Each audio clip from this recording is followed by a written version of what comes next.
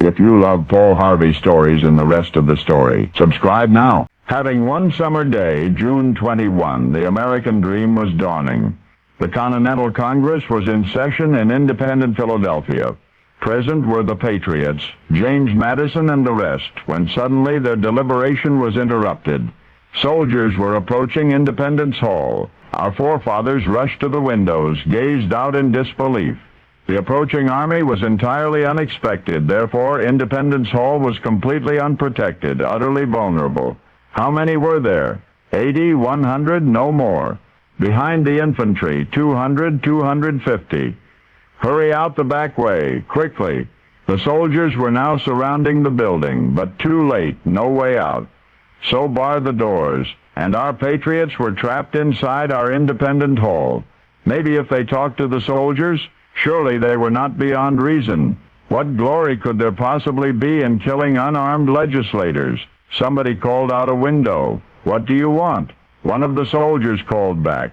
It was a ridiculous question, he said. Supposedly, the patriots knew very well what the soldiers wanted. Slowly, legislators looked at each other, bewildered. Again, Madison insisted, "What do you want, you out there?" The soldiers raised their muskets. A voice came from among them warning that Independence Hall would be stormed presently if they, the soldiers, were not paid. They wanted to be paid. The money which, they said, was owed them, and now months overdue, their salary as soldiers in the Revolutionary War. That's right. They were Continental soldiers. They were not redcoats. They were our soldiers.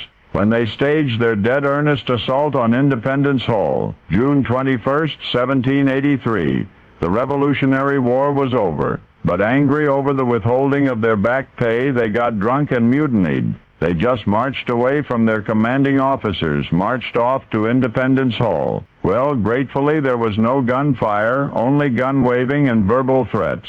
By evening, the intoxicated detachment had dispersed. The cornered Continental Congressman had dispatched a messenger to seek aid from the Pennsylvania militia, but for some reason or another, the militia refused to rescue them, and that made James Madison very angry. The Congress then immediately voted to withdraw to Princeton, New Jersey, where local authorities had promised protection. But Madison and his fellow congressmen never forgot. Our history recalls that our founding fathers, during the Constitutional Convention of 1787, moved to create a site in which to locate the nation's capital, a city completely removed from the authority of any state. Under the exclusive jurisdiction of the Congress of the United States, no state could be trusted. They decided no state could be trusted to defend the seat of national government. And James Madison was loudest of all, demanding that the capital of the United States be established outside any state in Washington, D.C. And now you know the rest of the story.